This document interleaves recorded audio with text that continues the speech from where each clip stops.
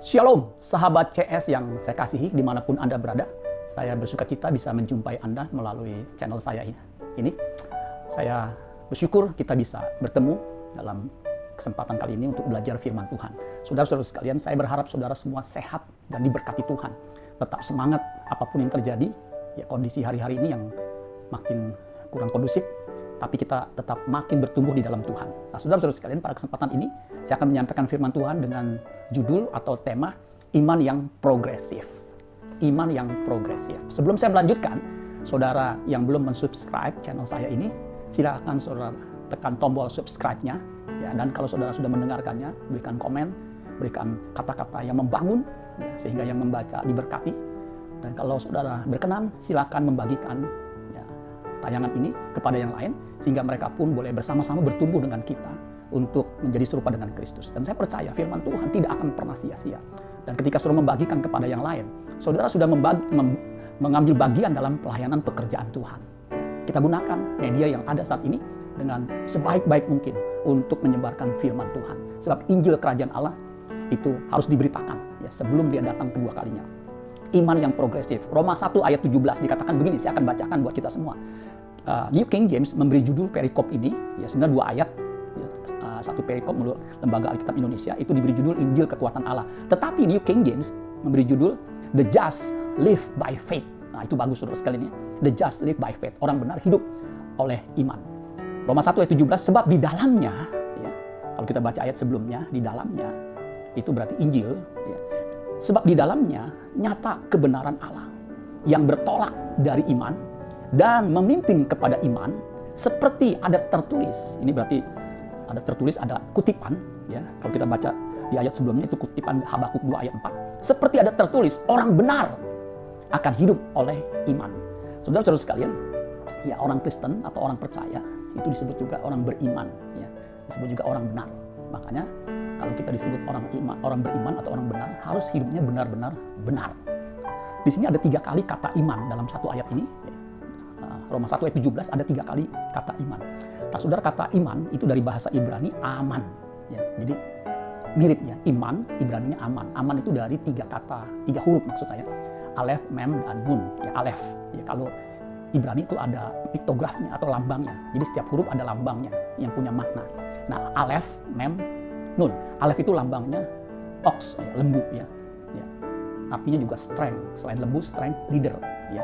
Jadi itu lalef, ya, 3 lambang, yaitu ox, strength, dan leader. Sedangkan mem itu lambangnya seperti air, ya, water. Kemudian juga bisa juga berarti chaos, ya, kacau balau, ya. Kemudian yang terakhir nun itu lambangnya shit, ya, seperti sperma, ya, sperm, ya. Fish, ya, seperti ikan. Activity, nah saya suka nih ya, nun itu artinya lambang activity atau kegiatan, dan juga life, kehidupan. Sehingga kalau saya boleh mendefinisikan atau mengartikan kata aman yang artinya iman menurut bahasa Indonesianya, bahasa Ibraninya aman, itu iman itu seperti benih yang bertumbuh, harus dipelihara, diairi dengan air, ya, sehingga bisa menjadi kuat, ya, strength, menjadi kekuatan, ya. Iman juga harus ada aktivitas yang membuatnya menjadi kuat, harus ada aktivitas sehingga menjadi hidup, ya. Kita hidup itu bergerak, ya, bergerak tanda bahwa kita hidup. Jadi iman harus ada aktivitas, nggak bisa enggak, ya. Jika tidak ada aktivitas, maka iman itu bisa chaos, bisa kacau. Tentunya aktivitasnya, kegiatannya harus punya arah dan tujuan. Nah, saudara-saudara sekalian, itu kata aman, ya, untuk iman. Kata iman dari bahasa Yunani yang dipakai di Roma 1 ayat 17 yang 3 kali disebutkan itu dari kata Yunaninya pistis, ya, pistis. Artinya kepercayaan atau penyerahan kepada seseorang. Ya, tentunya kalau iman itu kita tujukan kepada pribadi Allah. Kata kerja dari pistis adalah pisteuo, ya, pisteuo. Itu kata kerjanya yang punya pengertian iman kepada, ya, atau mempercayakan diri atau menyerahkan diri kepada suatu objek. Ya, tentunya dalam hal ini objeknya adalah Tuhan. Ya, kalau bicara soal iman, objek iman kita adalah Tuhan. Nah, saudara-saudara sekalian, iman yang progresif itulah iman yang menyelamatkan. Ya, atau saya balik, iman yang menyelamatkan harus progresif, ya, harus mengalami progres, pertumbuhan, ya, harus bertumbuh, ya, tidak statis, ya. Jadi bukan secara kebetulan satu ayat 3 kali disebutkan kata iman. Ini menunjukkan bahwa iman itu harus bertumbuh, harus progresif. Jadi waktu kita percaya Yesus sebagai Tuhan dan Juru Selamat, ya, itu baru awal. Ya, jadi ketika kita percaya kepada Tuhan Yesus, ya, tentunya setelah mendengar firman Tuhan, ya, setelah mendengar Injil kebenaran Allah, ya, Roh Kudus bekerja, menimbulkan iman. Ya, seperti di 1 Korintus 12 ayat 3 dikatakan begini, karena itu aku mau meyakinkan kamu bahwa tidak ada seorang pun yang berkata-kata oleh Roh Allah dapat berkata, perhatikan ini ya, 1 Korintus 12 ayat 3 dikatakan, terkutuklah Yesus, dan tidak ada seorang pun yang dapat mengaku Yesus adalah Tuhan selain oleh Roh Kudus. Jadi orang bisa mengaku Yesus sebagai Tuhan itu karena Roh Kudus. Setelah dia mendengar firman Tuhan, ya, Injil kebenaran Allah, dia merespon, Roh Kudus mengurapi, tentunya firman Tuhan disampaikan itu ada urapan. Nah, dia bisa mengaku menerima Yesus sebagai Tuhan dan Juru Selamat. Iman tidak berhenti hanya pada keyakinan bahwa Yesus adalah Tuhan dan Juru Selamat. Ya. Tapi iman harus bertumbuh, ya, tentunya dengan titik tolak atau dasar Injil. Ya. Jadi dasar titik tolaknya adalah Injil yang di dalamnya tadi, kalau kita baca nanti ayat 16, nyata kebenaran Allah. Ya, kalau kita baca ayat 16-nya, Roma 1 dikatakan, sebab aku mempunyai keyakinan yang kokoh dalam Injil. Ya. Karena Injil adalah kekuatan Allah yang menyelamatkan setiap orang yang percaya, pertama-tama orang Yahudi tetapi juga orang Yunani. Jadi ketika kita mendengar Injil, ya, kita bertumbuh, ya, bertumbuh atau bertitik tolak dari Injil kebenaran Allah itu. Karena apa? Iman timbul dari mana? Pendengaran kan firman Kristus. Roma 10 ayat 17. Jadi iman timbul dari pendengaran kan firman Kristus. Ya, rematos Kristos atau rematos Kristu. Kristus itu yang diurapi. Makanya firman itu rema, ya, logos, kemudian disampaikan dengan penuh urapan, itu menjadi rema. Itu yang membuat orang, ya, berubah. Ya. Keyakinan bisa berubah sehingga bisa mempercayai Yesus sebagai Tuhan dan Juru Selamat. Nah, setelah itu tidak boleh berhenti. Dia harus terus-menerus mendengar firman Tuhan. Ya. Jadi ketika kita percaya Yesus, kita dibenarkan oleh darahnya, oleh penebusannya. Ya. Kita tidak berhenti sampai di situ, tetapi terus harus bertumbuh dengan apa? Mendengarkan firman. Sebab firman Tuhan itu akan menguduskan kita. Kuduskanlah mereka dalam kebenaran. Firman-Mu adalah kebenaran. Yohanes 17 ayat 17. Jadi saudara sekalian, kalau kita sudah melihat atau mempelajari dua ayat ini, jelas ya, iman yang progresif itu tidak berhenti hanya percaya Yesus sebagai Tuhan dan Juru Selamat di pikiran.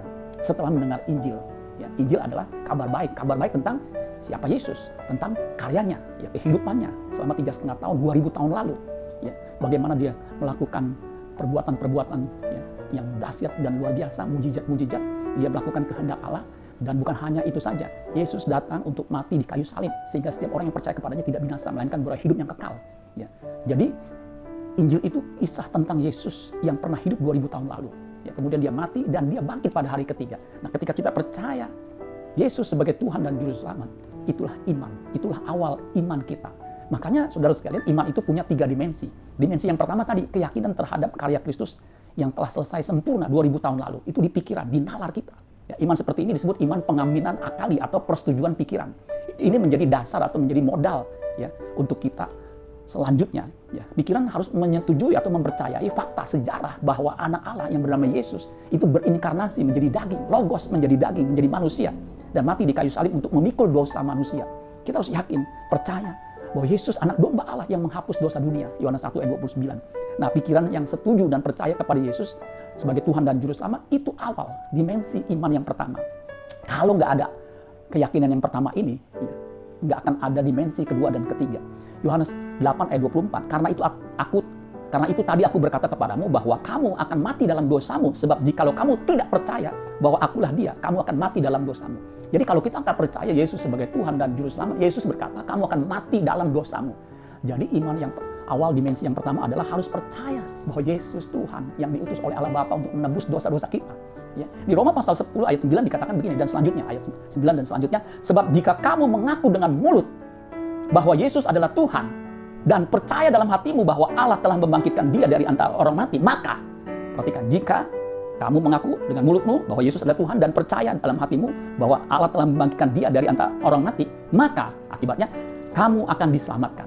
Jadi iman yang menyelamatkan dimulai dari pengakuan. Karena ayat 10-nya dikatakan, karena dengan hati orang percaya dan dibenarkan. Hati percaya dibenarkan. Jadi kalau hati percaya, tentunya mulut juga percaya. Kalau mulut mengaku percaya, belum tentu hatinya percaya.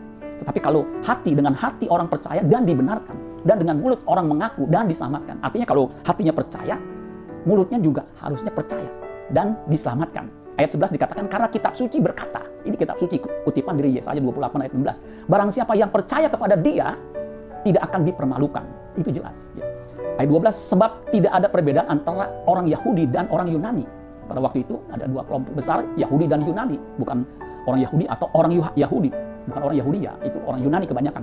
Karena Allah yang satu itu adalah Tuhan dari semua orang, kaya bagi semua orang yang berseru kepadanya. Sebab ayat 13, barang siapa yang berseru kepada nama Tuhan akan diselamatkan. Jadi harus percaya, berseru kepada nama Tuhan, baru diselamatkan. Ini dimensi pertama. Ini mutlak penting, pengakuan di mulut, di hati. Ya, kalau nggak ada pengakuan di mulut, di hati, ya, bagaimana bisa memulainya? Jadi penting seterusnya, pengaminan akali di pikiran, ya, ini memiliki ya, implikasi yang luar biasa. Jadi penting seterus sekalian. Nah, dimensi yang kedua adalah setelah kita mengaku di mulut, kita harus ada tindakan. Ya, hati yang percaya itu dibuktikan dengan tindakan. Sebagaimana misalnya ada pasangan yang menikah, kemudian mengikatkan janji, dia akan mengaku. Ya, seperti saya, ketika menikah saya berjanji saya akan mencintainya, saya akan mengasihinya dalam suka dan duka. Itu kan diucapkan. Dan itu harus dibuktikan dalam tindakan. Ya, saya sudah menikah 30 tahun. Tindakan. Ya, jadi saudara-saudara sekalian, harus ada tindakan. Itu dimensi kedua. Iman kepada Tuhan, ya, bukan hanya di hati, tetapi diaplikasikan secara konkret dalam tindakan. Makanya Yakobus mengatakan, iman tanpa perbuatan mati. Seperti tubuh tanpa roh mati. Jadi bukan hanya di dalam pengakuan.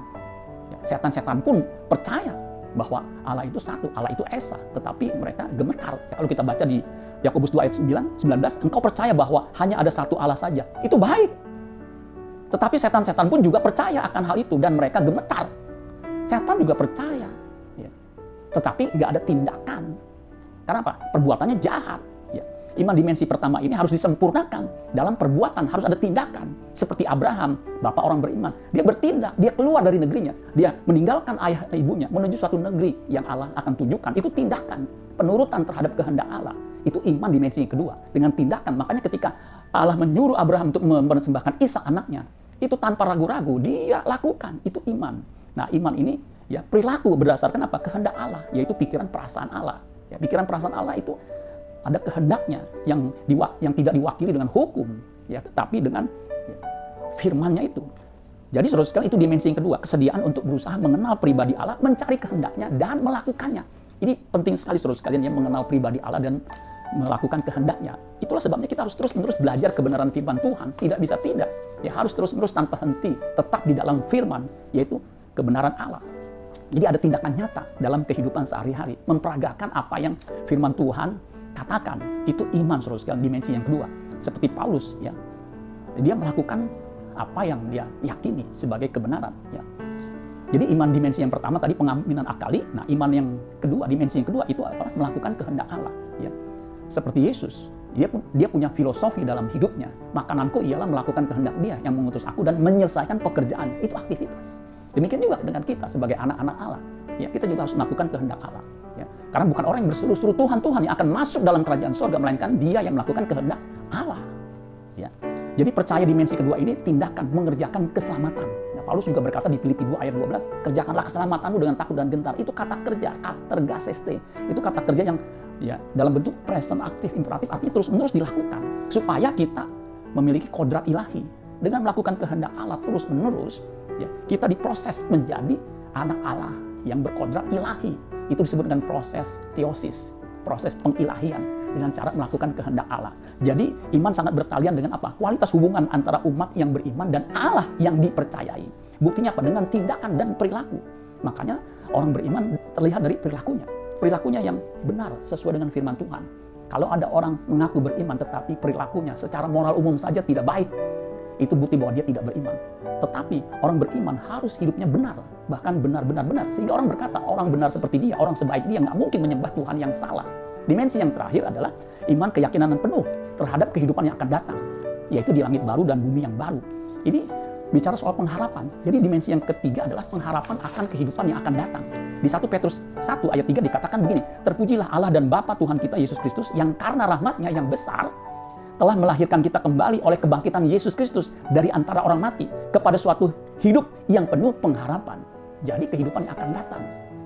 Iman terhadap pengharapan kita bahwa nanti kita mati, kita akan hidup ya, di langit baru dan bumi yang baru. Ya. Itu iman, saudara sekalian. Yesus berkata, janganlah gelisah hatimu, percayalah kepada Allah, percayalah juga kepadaku. Sebab di rumah Bapakku banyak tempat tinggal. Jika tidak demikian, tentu aku mengatakannya kepadamu. Aku pergi ke situ untuk menyediakan tempat bagimu.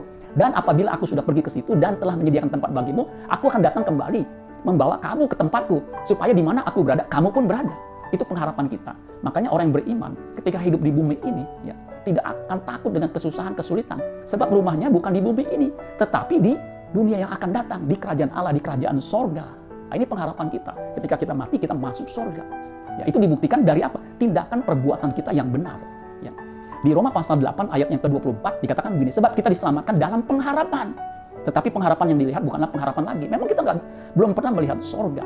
Tetapi dengan iman kita yakin dimensi yang ketiga ini. Ya, bahwa suatu kali kelak kalau kita dipanggil pulang, kita akan diterima di kemah abadinya. Dan tanda-tanda, ciri-ciri, indikasi orang yang akan hidup di dalam kerajaan sorga, hidupnya benar. Makanya kalau orang mengaku beriman tetapi hidupnya amburadul, itu ciri tanda-tanda dia tidak akan menempati kerajaan sorga. Jadi iman itu bisa dilihat, bisa dirasakan oleh orang sekitarnya. Dan itu mengindikasikan di mana dia akan tinggal di dalam kekekalan, apakah di neraka atau di surga. Dan saya berharap saudara dan saya yang mengaku Yesus sebagai Tuhan dan Juru Selamat dan dibuktikan dalam tindakan yang benar, ya, dan punya pengharapan ketika mati akan masuk dalam kerajaan surga. Jadi iman itu harus dibuktikan dengan perilaku yang sesuai dengan kehendak Allah. Sehingga Allah berkata kepada kita sebagaimana Allah Bapa berkata kepada Yesus ketika dibaptis, inilah anakku yang kukasihi, kepadanya lah aku berkenan. Kalau kita sudah berkenan hidup di bumi ini, saya percaya saudara dan saya juga akan berkenan di hadapannya. Amin buat firman Tuhan. Tuhan Yesus memberkati. Salam.